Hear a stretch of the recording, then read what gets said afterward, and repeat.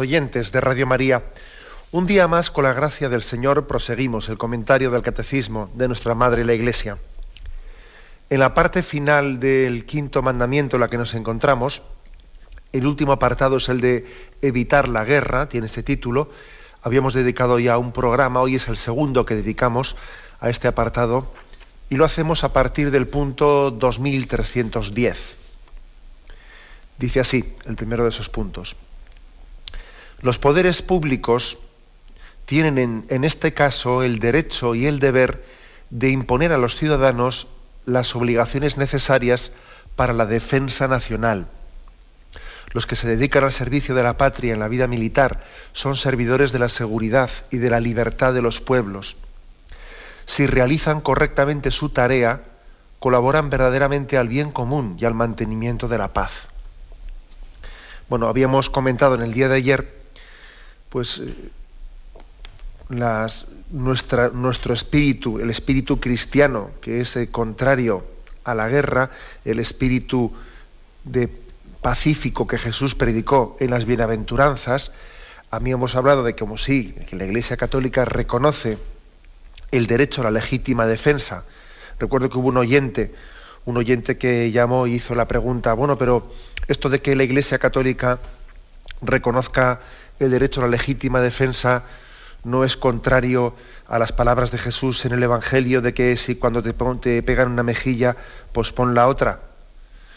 Y bueno, pues lógicamente mi respuesta fue la de decirle no es contrario, porque claro, una cosa es la invitación que nos hace Jesús a los cristianos a renunciar a la legítima defensa, pero claro, se trata de cuando yo renuncio a mi defensa, pero no es correcto, no sería correcto aplicar ese principio evangélico a renunciar a la defensa de las personas que se me han encomendado, ¿no? Recuerdo que yo le decía al oyente, imagínese pues que es agredida su esposa o sus hijos son agredidos, no sería correcto decir, bueno, pon la otra mejilla, ¿no? Pues si le están agrediendo a mis hijos, que pongan la otra mejilla o que se ponga el siguiente para seguir recibiendo. Lógicamente no se puede aplicar a eso. Cuando hemos recibido una vocación en la que se nos ha encomendado el cuidado de una familia, pues yo tengo que hacerme responsable de la defensa de esa familia. Entonces existe un derecho a la legítima defensa, ¿no? Poniendo ese ejemplo, uno ve también que las autoridades legítimas también han recibido una encomienda, ¿no? Una encomienda de una custodia de la seguridad y de la libertad de los pueblos que se les han encomendado, ¿no? En el gobierno.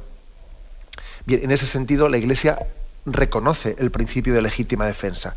Y hablábamos en el día de ayer pues de todas las condiciones que deben de darse pues para que cuando se recurre al uso de la fuerza se haga pues con un discernimiento bien ponderado, que no se tenga una proclividad, ¿no?, a lanzarse a las guerras o a lanzarse al uso de la violencia sin habérselo pensado mucho, sin haber discernido primero si hay causas, si hay motivos suficientes, si el recurso a la fuerza va a ser previsiblemente con unos frutos prácticos o si vamos a liar más las cosas. Es decir, que hay que tener una serie de discernimientos, ¿no? Bien, pero después de haber explicado todo eso, lógicamente la conclusión final es que sí que existe el derecho a la legítima defensa y por lo tanto, es verdad que existe el riesgo de que se abuse de eso es verdad, pero por lo tanto, si existe el derecho a la legítima defensa, pues entonces uno tiene que entender que este punto 2310, que hoy nos toca explicar, diga que los poderes públicos tienen el derecho y el deber de pedir a los ciudadanos que contribuyan a la defensa nacional y a la seguridad interior también, ¿no? y a la defensa nacional. O sea, es lógico que pidan eso. Esto es bueno que lo escuchemos, porque es que aquí tiene que haber un equilibrio, que no es fácil este equilibrio. Un equilibrio entre el espíritu pacífico del cristianismo, pero que nuestro espíritu pacífico no se confunda con el pacifismo como ideología, que también existe de alguna forma ese pacifismo como ideología. Y en esta España también secularizada, ¿no? Por ejemplo, A mí ya me habéis oído pronunciarme muchas veces, sobre todo a lo largo del quinto mandamiento, y cuando hemos hablado de las guerras, etcétera, me habéis oído pronunciarme pues sobre el discernimiento moral, ¿no?, que hace la Iglesia sobre las intervenciones, sobre la intervención de la guerra de Estados Unidos contra Irak, etcétera. El Papa lo dijo bien claro. El Papa no se pronunció en absoluto a favor de esas intervenciones militares, ni en el Golfo Pérsico ni en Irak, ¿no? El Papa se pronunció en contra, claramente en contra, ¿no? Y yo creo que en estos programas yo he dado algunas explicaciones de por qué, porque no hay, o sea, pues porque no se daban las condiciones para una llamada guerra justa, no se daban, ¿no? O sea, no era una legítima defensa, era desproporcionado. Luego resulta que ni siquiera se había comprobado que existiesen armas de destrucción masiva, o sea, un montón de elementos, ¿no?, que no hacían razonable una intervención militar de ese estilo, ¿no? Ahora, el hecho de que esto yo lo afirme y lo reafirme y lo subraye, no quita que yo me sienta, invitado, yo no me sentiría a gusto incluyéndome en las campañas que en España se hicieron por parte de determinados colectivos, pues contra la guerra. Pues no, pues yo no me integraría en esas campañas. No me integraría en esas campañas porque me parece que parten no de un espíritu pacífico, sino de un pacifismo como ideología, ¿no? Que al mismo tiempo que están una serie de personas, y además uno ve que son pues con unas ideologías muy politizadas, con unos grupos políticos que están defendiendo postulados totalmente contradictorios, que predican un pacifismo, ¿no? Estamos contra las guerras, estamos contra los ejércitos, y luego están defendiendo el aborto, y están diciendo que no al abrigo de pieles, y no a la matanza de las ballenas y de las focas, y luego se tragan un camello, y resulta que, por ejemplo, hasta determinados actores y determinados gente del espectáculo está participando en esas iniciativas, cuando luego resulta que ellos son uno de los causantes principales de que en nuestra nación y en nuestra cultura se estén violentando las conciencias a través del cine, a través de la televisión, etcétera. Se está ejercitando una de las peores violencias, que es la del escándalo moral, la de la trivialización de la sexualidad, matando la inocencia de los niños y de las familias a través del espectáculo, etcétera. Madre mía, ¿no? Y luego que esas personas pretendan abanderar pues determinadas iniciativas sobre el pacifismo, no, mire usted, no, o sea, no me invite a que yo participe en eso, porque es que me da la impresión de que usted y yo perseguimos dos fines bien distintos, y aunque yo esté en contra de esa guerra, estoy en contra de esa guerra por motivos muy distintos a los de usted. Y yo en la misma manifestación pues no voy a estar porque es que es contradictorio. Entonces distingamos que entre el espíritu pacífico que predica el cristianismo contra el pacifismo como ideología, ¿no?, que yo creo que se caracteriza por los valores contradictorios y desequilibrados, ¿no? O sea, lo que no puede ser es que alguien haga una manifestación en contra de la guerra al mismo tiempo que cae en todas estas contradicciones a las que me he referido yo. No, es una contradicción, es una manipulación. Por lo tanto, sí al espíritu pacífico cristiano, pero al mismo tiempo ese espíritu pacífico realiza los valores del reino en el aquí y en el ahora, ¿no? Y por lo tanto, en ese discernimiento sabemos que es necesaria la legítima defensa, porque no podemos caer en utopías, ¿no?, sino que realizamos la verdad del Evangelio en este momento real, en esta situación en la que nos encontramos. El cristianismo no es utópico en el mal sentido de la palabra, sino que está encarnado en la realidad. Bueno, existen otras formas, otras religiosidades pues muy utópicas, ¿eh? Por ejemplo, me estoy acordando ahora mismo de cómo en Israel, en esa nación tan militarizada, ¿no?, como en Israel, pues por ejemplo, existen algunos de los grupos de los ultraortodoxos judíos. Algunos de estos, bueno, pues hay, por ejemplo, bueno, están divididos entre ellos en muchos grupos, ¿no? Algunos de ellos son los Bajuré y Esbot, bueno, y algunos más grupos, ¿no? Algunos de ellos hacen la afirmación de que ellos no tienen más rey que a Yahvé, Entonces, como no tienen más rey que a Yahvé, pues ellos, nada, ¿no? Ellos no, ni hacen servicio militar, ni tienen que pagar impuestos, ni tal, ni cual, ¿no? Y dice uno, hombre, vamos a ver, eso es una religiosidad totalmente desencarnada de la vida real, ¿no? Eso de que, os podéis imaginar lo simpáticos que resultarán todos esos judíos al resto de la población judía. O sea, hacen una interpretación de la Biblia, yo no tengo más rey que Yahvé. Por lo tanto, a mí el gobierno que no me pida, ¿no? Que no me pida, pues, que yo defienda nada, ¿no? Sí, y incluso con una resistencia a ningún tipo de colaboración con la sociedad para nada, ¿no? Claro, y luego, y luego precisamente lo curioso es que estos son los más los más violentos contra los palestinos, ¿no? Y están pidiendo que el ejército les defienda en los asentamientos incorrectos y los asentamientos hechos en territorio palestino. Pero ¿cómo puede usted caer en esa contradicción? O sea, está usted diciendo que usted no colabora con la sociedad, que usted no hace el servicio militar porque usted no tiene más rey que Yahvé. A ver, eso sí, ¿no? Que venga el ejército y que me esté a mí defendiendo cada vez que los palestinos, yo me meto en su territorio, no sé qué. Pero ¿cómo se puede caer en esas contradicciones? Eso también, pues es a otro nivel distinto, ¿no? Una contradicción semejante a la que ocurre en este mundo de la farándula y de los artistas que van de pacifistas, ¿no?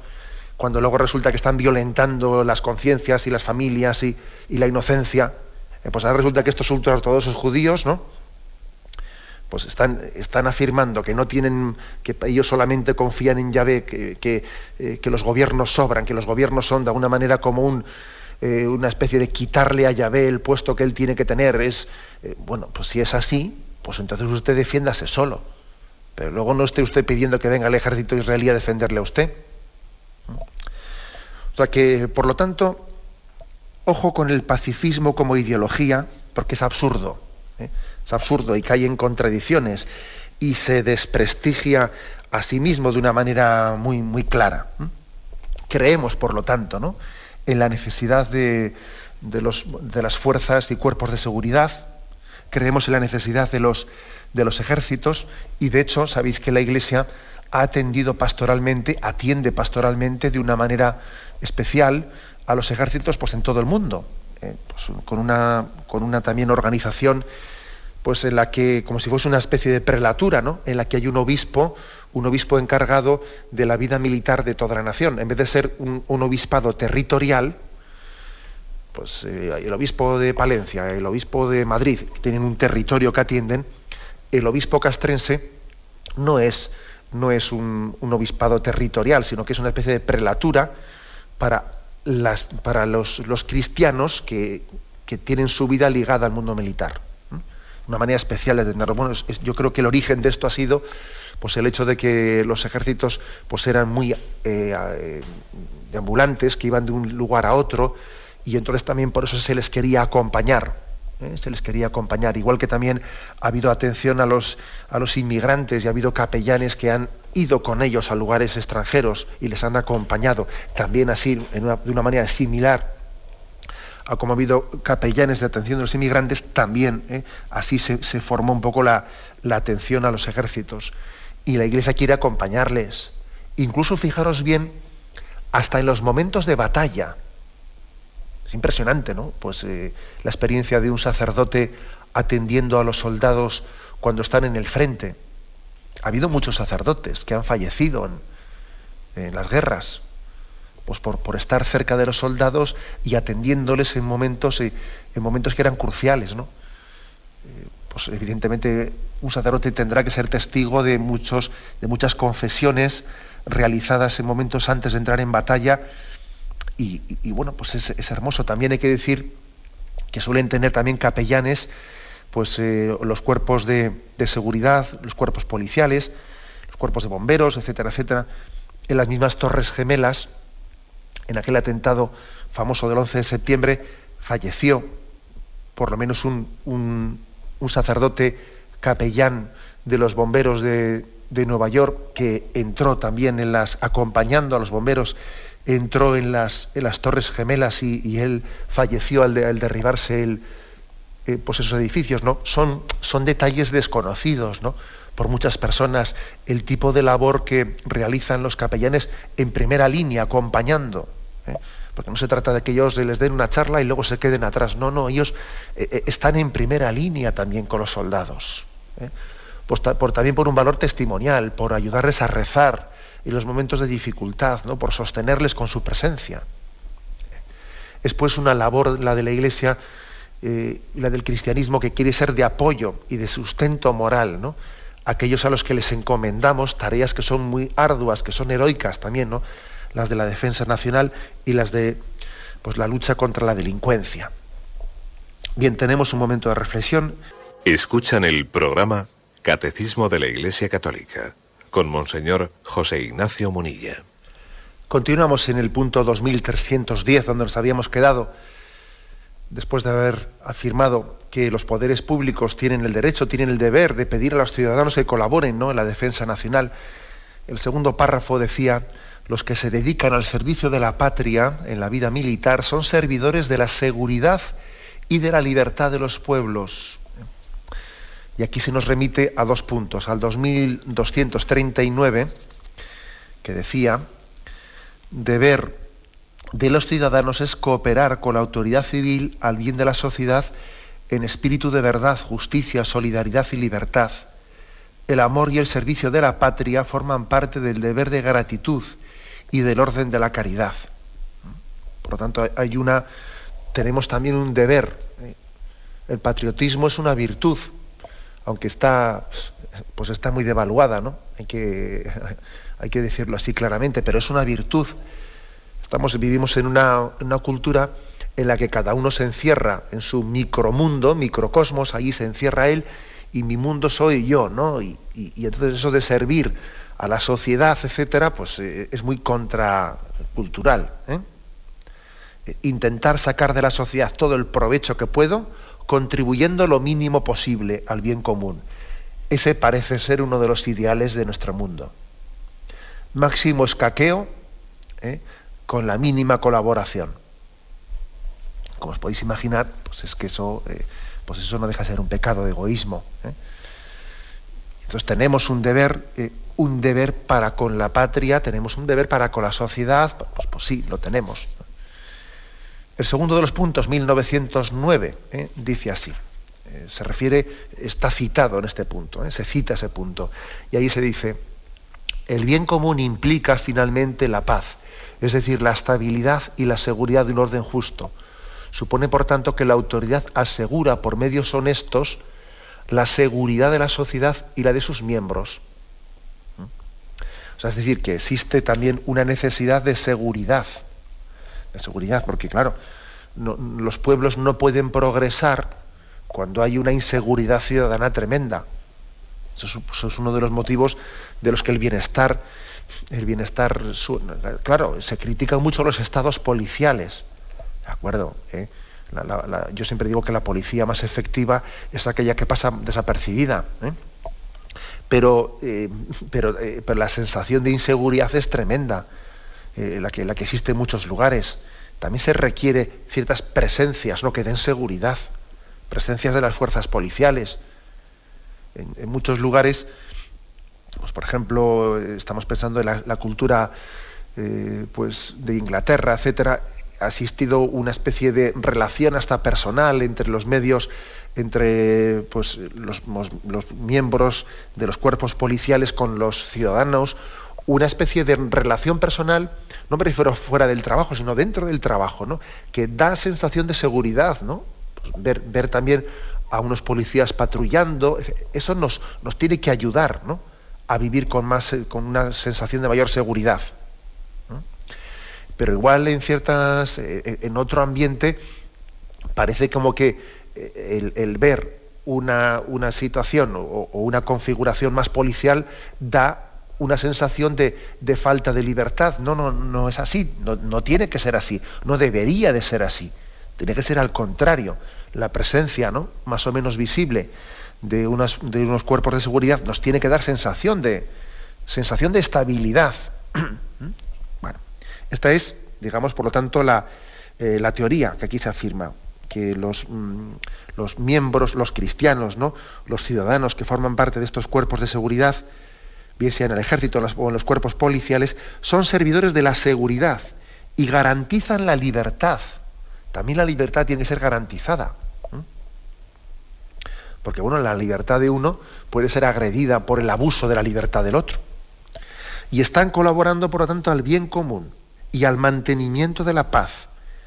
Sí, colaboran al mantenimiento de la paz, porque la paz también necesita un sentido de respeto o de temor a la represión que viene de la transgresión de las leyes, ¿no? Ya sabemos que no es el ideal. El ideal es que todo el mundo respetase las leyes, pues no por el miedo a ser denunciado, sino sencillamente porque en conciencia actúe bien, ¿no? Pero bueno, pero también hay que partir de que hay gente pues que no actúa correctamente en conciencia y por lo tanto, para poder cuidar de que su irresponsabilidad no haga daño a los demás, pues conviene que haya unos cuerpos de fuerzas de seguridad que le metan temor y respeto. Es triste, pero es así. Si no fuese por eso, pues el grado de inseguridad sería muy superior. Y entonces dice, alguno podría decir, bueno, pues parece entonces que la doctrina católica está dando un marco, un amparo al ejercicio de la profesión policial, de la profesión militar, etcétera, etcétera, ¿no? Sí, por supuesto, les da un amparo y de una manera razonada y de una manera, yo creo bien discernida. Ahora, esto no quiere decir que al mismo tiempo no nos atrevamos a decir que también estas profesiones tienen sus riesgos. Tienen sus riesgos. Existen riesgos morales en el seno de los ejércitos, eso es bastante claro. Por ejemplo, pues yo creo que los que hemos hecho el servicio militar, que yo también fui de los que lo hice siendo sacerdote, pues allá por mis 28 años, pues hice ya cuando ya no me permitían, todavía entonces no había ejército profesional en España, no te permitían pedir más prólogas, ya con 28 años, fui al servicio militar, bueno, pues con una manera, con un estatus que por una parte, pues al ser sacerdote a uno le respetaban en el no coger armas, pero eras un soldado más y estabas en el botiquín, y el botiquín ayudabas atendías a los enfermos, etcétera, etcétera. Es decir, hacías el servicio militar pues de una manera pues un tanto pues, peculiar, especial, pero estabas allí, ¿no? Entonces, bueno, también eras testigo de ciertos riesgos morales que se pueden correr en la vida de los ejércitos, ¿no? Pues sí, porque ya sabemos que muchas veces en manada solemos degenerar. Es fácil degenerar en manada y entonces pues, en el ambiente de los ejércitos, etcétera, es proclive pues a que pues ese ambiente de cuartel, de que a veces pues hasta que no haya un servicio concreto que hacer, pues hay ciertos momentos en los que pues también la falta de un cometido concreto hace que viene alguien y saca un tema que va degenerando, temas de sexualidad, o alguien introduce a los demás en el alcohol o en las drogas, etcétera. Es decir, existen riesgos también en el seno de los ejércitos, riesgos morales. Y también, vamos a decirlo todo, ha habido personas con frecuencia que se han iniciado en malos hábitos y en vicios en el momento en el que han hecho el servicio militar en su vida, y eso es triste. Es triste que haya habido una juventud que a veces la ocasión o el momento de haberse iniciado en determinados vicios ha sido cuando hicieron el servicio militar, y aquello les dio un contexto con unos riesgos bastante graves. ¿Qué quiere decir con esto? Pues que existen unos riesgos morales y que los responsables de los ejércitos tienen que ser conscientes de esto y tienen que cuidar el ambiente de los ejércitos. Que cuidar mucho esos ambientes. Esto me parece que es bueno también que se diga, ¿no? Porque hay que decir todo, lo blanco, lo negro y lo gris también. Existen riesgos también pues claro que existen riesgos. Por ejemplo, el hecho de que alguien se vea con un arma en su mano, con un arma o con un material bélico, etcétera, ¿no? Pues le puede poner ciertas tentaciones de prepotencia, y tiene que tener cuidado y estar atento a esas tentaciones. Hay que ser maduro también, hay que ser maduro para poder utilizar la fuerza de una manera prudencial, para poder utilizar las armas de una manera equilibrada. No cualquier persona se le puede admitir pues en un cuerpo policial o en un ejército, ¿no? Se tiene que exigir una serie de cualidades en las que el ejercicio de la fuerza o la tenencia y el uso de los armamentos pues no le hagan a una persona pues engreírse o sentirse pues como si me veo con un fusil en la mano y me parece que soy yo aquí quien soy yo. O sea, que existen riesgos, tentaciones existen en todas las vocaciones. Acordaros de ese pasaje del Evangelio en el que está Juan Bautista en el río Jordán, realizando aquel bautismo, y dice que se acercaban, era un bautismo de penitencia, ¿no? Y se acercaban muchas personas a pedir perdón por sus pecados. Y cuenta la Sagrada Escritura que se acercaron pues un grupo de cobradores de impuestos y le dijeron, ¿qué tenemos que hacer? Pues según tu predicación de conversión, ¿no? ¿Qué tenemos que hacer? Y entonces él dice, no cobréis, no abuséis de los impuestos, no cobréis más de lo debido para luego meterlo en el bolsillo vosotros.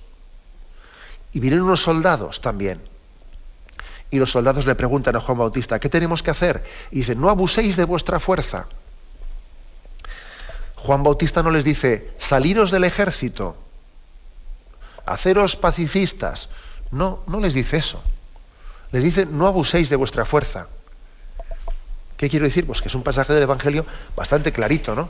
Bastante claro en el sentido que, claro, que la profesión militar es perfectamente digna. El problema no está en su existencia, sino el problema está pues, en que tiene sus riesgos, ¿no? Igual que el cobrador de impuestos tiene el riesgo de meterse en el bolsillo lo que no debe, pues también el militar tiene el peligro del abuso de fuerza. Y entonces le dices, ten cuidado de no abusar de tu fuerza, ¿no? En resumen, que hay que tener pues la madurez propia de saber que esta profesión militar y policial es totalmente digna, necesaria, que tenemos incluso, yo diría, que apoyar a los cuerpos de seguridad del Estado, especialmente cuando viven en situaciones duras, por ejemplo, bajo la presión del terrorismo. Tienen que sentir un apoyo nuestro muy importante, porque están garantizando nuestra seguridad y nuestra libertad, y tenemos un deber de solidaridad y de reconocimiento para con ellos, especialmente para con las víctimas, ¿no?, del terrorismo. Bien, pero esto no quita para que también la doctrina de la Iglesia pues, afirme que existen peligros, que existen riesgos morales en el seno de los ejércitos, de abuso de la fuerza, o incluso de riesgos morales de degeneración propia también, como he puesto yo el caso de iniciarse pues en una vivencia incorrecta de la sexualidad, del alcohol, etcétera. Todo eso pues, hay que decirlo todo. Por eso también la Iglesia quiere acompañar a estos cristianos que están presentes en estos lugares y ayudarles a que no caigan en los peligros propios de su profesión. Y el punto 2311 dentro de este apartado, el de evitar la guerra, dice así: los poderes públicos atenderán equitativamente el caso de quienes por motivos de conciencia rehúsan el empleo de las armas. Estos siguen obligados a servir de otra forma a la comunidad humana. Como veis, un cambio de tercio, y podría parecer, anda, pues esto parece contradictorio con lo anterior, ¿no? ¿Cómo explicamos una cosa con la otra? Bueno, pues la verdad es que no lo entendemos contradictorio. Tiene que estar equilibradamente integrado, pues en esa subrayado que hemos hecho en el punto anterior, de dignificar y de apoyar a todos los servidores de los cuerpos de seguridad y de los ejércitos. Pero sin embargo aquí se dice que existen también personas que por motivos de conciencia pueden rehusar el empleo de las armas. Bueno, la verdad es que, por ejemplo, puede ser el caso del clero. Pues la verdad es que en España en este momento no es que los sacerdotes tengamos una obligación, no se nos pide desde el derecho canónico el no coger armas en un ejército, no se nos pide explícitamente eso. Pero bueno, sí que es verdad que existe pues parece una conciencia de que siendo un sacerdote lo que es y representando lo que representa, pues a los sacerdotes que hemos ido al servicio militar, pues se nos ha reconocido esa no utilización de las armas, y hemos servido a los ejércitos sin haberlas cogido explícitamente, que no es que si un sacerdote hace tiro o va a hacer una práctica de tiro esté pecando, no, no es que en absoluto, ¿no? Pero sí que es verdad que también puede ser un testimonio el decir, estoy presente en los ejércitos, pero de otra manera, testimoniando también por el hecho de ser sacerdote, testimoniando que el ejercicio de la fuerza no deja de ser un mal menor, es necesario, es conveniente, ¿no? Pero no deja de ser un mal menor. Nosotros estamos siendo testigos de un mundo venidero, de un mundo futuro en el que no habrá dolor, no habrá guerras, no habrá armas, ni necesidad de ningún servicio policial en el cielo. O sea que, por lo tanto, el hecho de que haya personas que tengan también una llamada a hacer un signo determinado, ¿no? Un signo de no coger armas en sus manos, pues no es contradictorio con lo anterior. Y de hecho, pues vamos, yo os he contado que fue mi caso, que yo estuve en el servicio militar y no cogí armas, pero no por eso dejé de estar allí y ayudando a los soldados, dándoles charlas, atendiendo a los enfermos, viviendo en el botiquín, en la enfermería, etcétera, etcétera, ¿no? Por tanto, puede haber personas que por motivos de conciencia pidan no coger armas. Bueno, entonces, primera cosa que nos dice el catecismo, la importancia de respetar la conciencia de cada uno. Importancia de respetarla. Se nos remite aquí al punto 1782 que dice: el hombre tiene el derecho de actuar en conciencia y libertad a fin de tomar decisiones morales. Punto 1790 dice: la persona humana debe de obedecer el juicio de su conciencia y debe de obrar conforme a ella, y no se le puede obligar a actuar en contra de su conciencia. Esto para nosotros es algo muy... por eso también se hace el tema, acordaros el tema de la educación para la ciudadanía y la insistencia que tiene la Iglesia en respetar la objeción de conciencia. Me hace mucha gracia que antes determinada gente, así muy de un ámbito izquierdista, reivindicaba la objeción de conciencia para el servicio militar y ahora niega la objeción de conciencia para la educación en la ciudadanía. Mire usted, ¿se da cuenta cómo usted en el fondo no hablaba de eso pero no creía en eso? O sea, usted está negando ahora lo que antes reivindicaba. Antes era progre, ¿no? Y ahora no es progre, pero hombre, el principio del respeto a la conciencia tiene que ser pleno. Si respetamos la conciencia, respetamos la conciencia, y la decisión libre de las personas. Ahora bien, eso no quiere decir que haya que tener cuidado para que el recurso al respeto de la propia conciencia no sea utilizado como una cara dura. Claro, qué cómodo, ¿no? Qué cómodo que alguien diga, yo es que por conciencia yo no puedo contribuir al ejército, con lo cual que sea el otro el que vaya. Un poco lo que he dicho ya antes de los ultraortodoxos judíos, ¿no? Esos que os contaba, de que dicen, no, mi único rey es Yahvé, con lo cual yo no aporto nada a la sociedad. No deberían existir gobernantes. Una especie de anarquistas, pero en religioso, ¿no? Anarquistas religiosos dicen que solamente Dios es nuestro rey. No tenemos otro jefe, no tenemos otro gobernante. Ya, muy bien, pero tú lo que quieres después es que a ti te pongan carreteras, a ti te pongan no sé qué, a ti te defiendan, y cuando te han robado vas a ir a denunciar a la policía de que alguien te ha robado, ¿no? O sea que entonces, ¿qué quiero decir? Por supuesto que hay que respetar el principio de la conciencia de uno, de también poder decir que él en conciencia no debe de coger armas o cree que no debe coger armas, pero que eso no sea una excusa de ser un cara dura y de pretender recibir de la sociedad sin aportarle a ella. Por lo tanto, nosotros lo que decimos claramente en este punto es que cuando alguien por motivos de conciencia rehúsa el empleo de las armas, está obligado a servir de otra manera a la comunidad humana. Eso que se decía en España cuando el servicio militar era obligatorio, del servicio social sustitutorio. O sea, claro, es que existe una obligación, porque lo contrario sería tomar pie de mi libertad de conciencia, tomar pie de ella, pues para actuar insolidariamente con la sociedad. Y eso no es así. La Iglesia Católica en España, cuando en aquel tiempo en que el servicio militar pues era obligatorio, habló claramente en contra de la insumisión. Defendió la objeción de conciencia con el servicio social sustitutorio, pero se opuso claramente a la insumisión, porque la insumisión, bueno, pues claro, es totalmente insolidaria con el deber de conciencia, con el deber de colaboración, que tiene uno con los demás. En aquel momento histórico, me refiero cuando el servicio militar era obligatorio en España, pues muchos decían, no, vamos a hacer insumisión, porque en el fondo el servicio social es una manera de sostener el sistema, luego tenemos que ser... No, la insumisión jamás puede ser cristiana, es decir, es un abstraernos de la realidad, desencarnarnos de ella, ¿eh? Es un recurso utópico desencarnado. No, nosotros tenemos que contribuir al bien común aquí y ahora.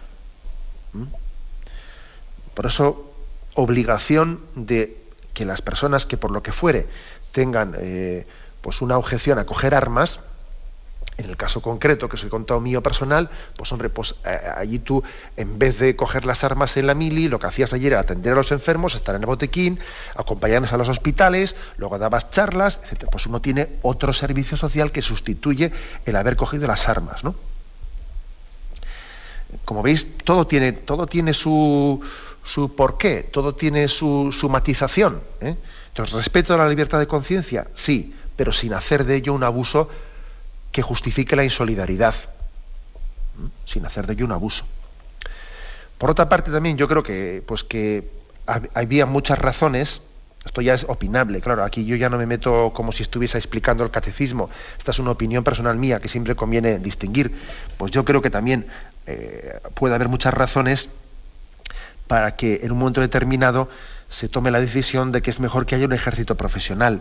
Pues porque las guerras cada vez son más, suponen más tecnología, y uno tiene que saber utilizar una serie de medios tecnológicos, estratégicos, etcétera, que difícilmente unos soldados de reemplazo que pasan cada 10 meses por allí, con una rotación permanente, tienen una impericia que no son capaces de llevar adelante. Si un día hiciese falta, que Dios no lo quiera, si un día hiciese falta, pues utilizar esos medios tecnológicos, etcétera, pues hay que tener más entrenamiento y hay que ser más profesional, y difícilmente alguien que pasa por allí va a ser capaz de llevar adelante, ¿no?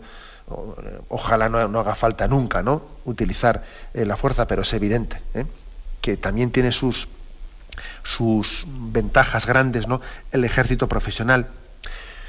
¿Desventajas? Pues claro que las tiene. Por ejemplo, una desventaja puede ser que con esta fórmula hay menos conciencia de que todos participamos y colaboramos en el bien común de la defensa nacional, y hay menos conciencia de que es un deber común de todos.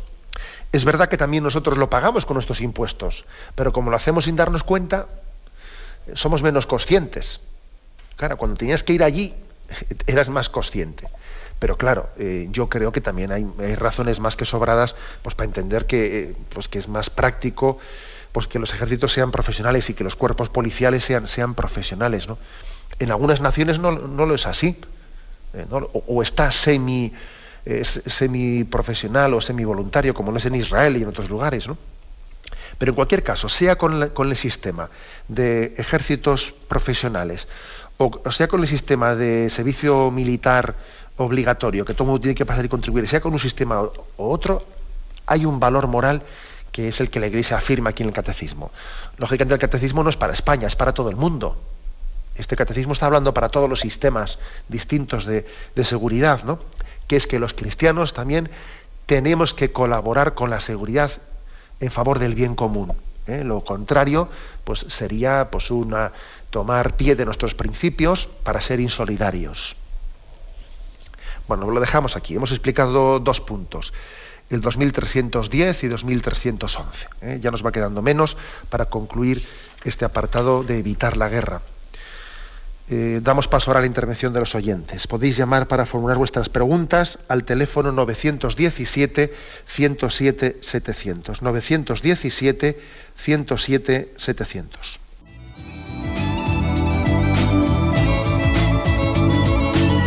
¿Le gustaría tener sus programas favoritos de Radio María en CD o DVD? Ahora es posible.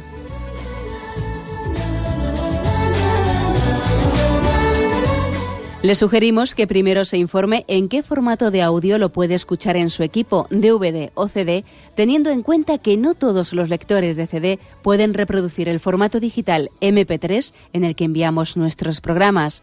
Y luego, si quiere en su casa esos programas que tanto le gustan, solo tiene que escribir una carta a Radio María, Paseo Lanceros 2, primera planta, 28024, Madrid, indicando si lo quiere en CD o DVD y cuántos programas. También le rogamos que escriba su nombre, dirección y no se olvide de facilitarnos un teléfono de contacto para cualquier duda que nos surja.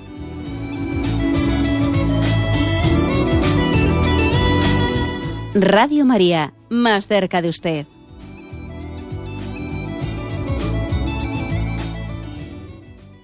Escuchan el programa Catecismo de la Iglesia Católica con Monseñor José Ignacio Munilla.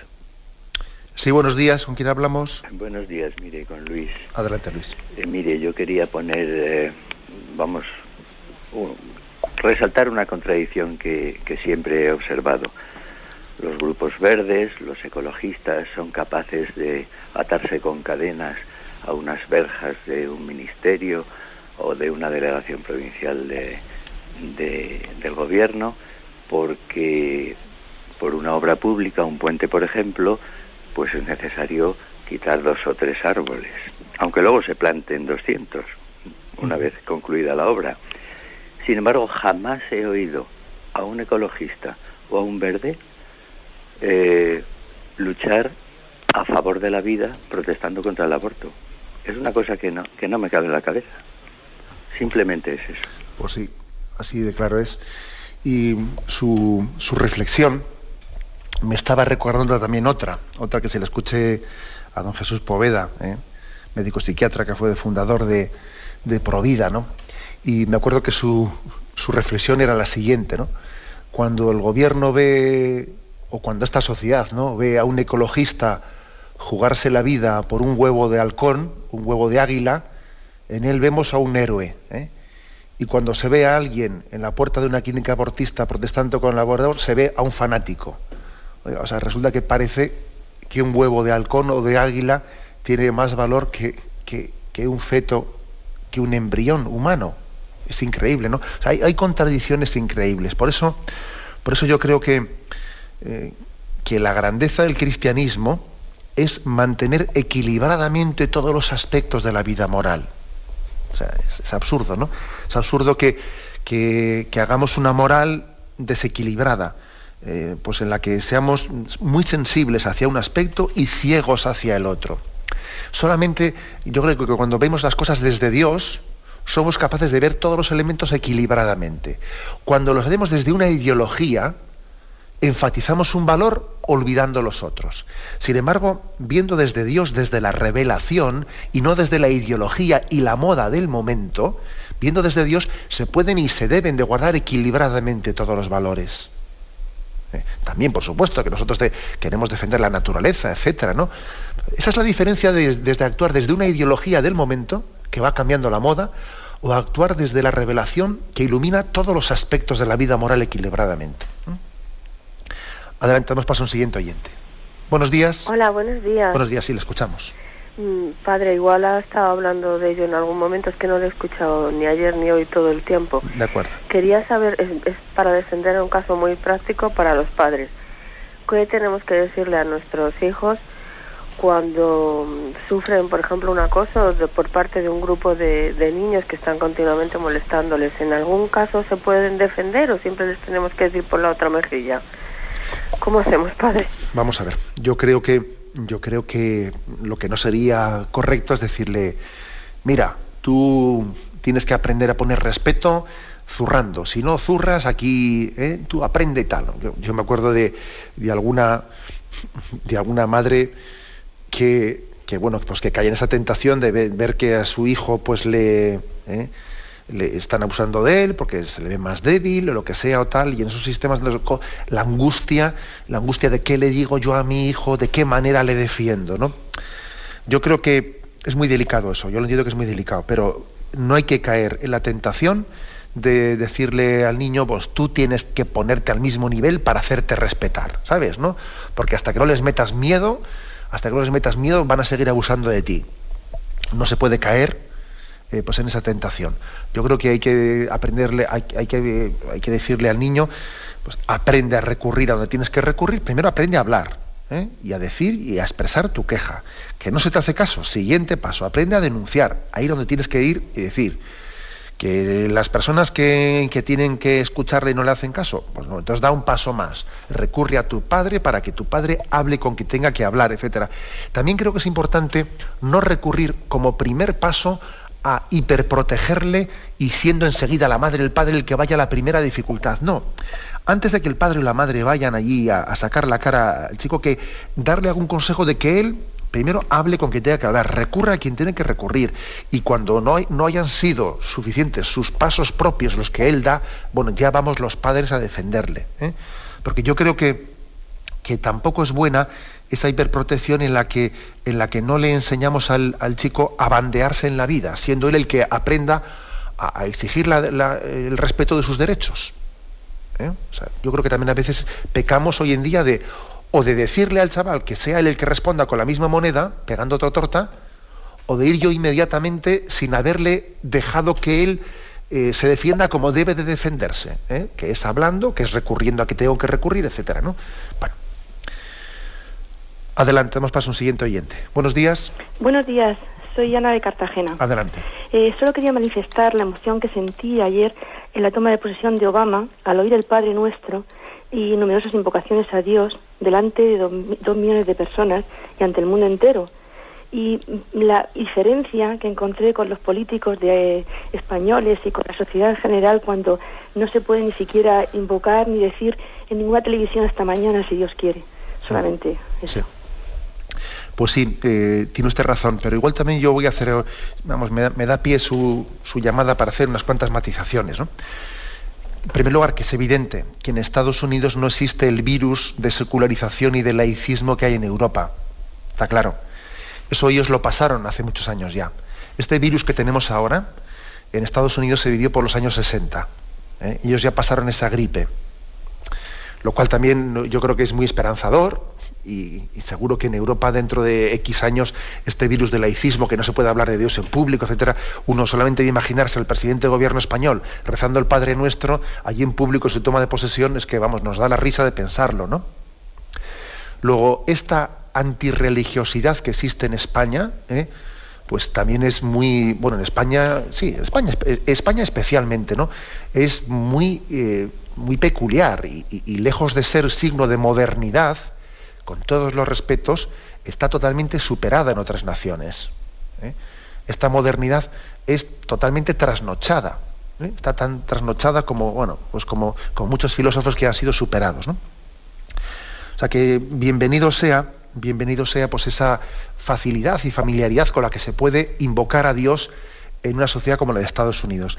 Ahora, tampoco nos dejemos engañar, porque uno ve la figura de Obama, que a mí me parece que se está encumbrando demasiado y se está haciendo unas expectativas que no son reales, porque es que hay que ver claramente que las incoherencias de este señor son palmarias, son notorias. Ojalá, por supuesto, el Señor le permita que en este momento de gran responsabilidad en su vida, estas invocaciones religiosas que está haciendo, y de hecho él también fue a su iglesia protestante y tuvo un rato de oración antes de ir a la toma de posesión, etcétera. Ojalá todo esto y el verse con responsabilidad pues le haga madurar en su vida, ¿no? Pero vamos a decir claramente de cómo él, en toda su vida política hasta este momento, ha sido un clarísimo defensor de posiciones totalmente anticristianas. Y este señor, en su momento determinado, siendo diputado, votó en contra de limitar la práctica del ejercicio del aborto. Incluso él votó en contra de limitar el aborto de nacimiento parcial. que no sé si sabéis qué es esto, pero el aborto de nacimiento parcial es un aborto que se ha practicado en Estados Unidos hasta que fue vetado, pero el señor Obama votó en contra del veto, ¿no? Y el aborto de nacimiento parcial consiste en esperar al momento del parto natural para que cuando el niño esté naciendo, antes de que el cuerpo entero haya salido del seno de su madre, se le decapita para que así no sea infanticidio, porque el niño todavía no había nacido del todo, y se le ha decapitado cuando tenía medio cuerpo dentro de su madre, y entonces es un aborto de nacimiento parcial. Eso ha estado permitido en Estados Unidos, y este señor Obama, que reza ahí el Padre Nuestro, él ha votado a favor de eso.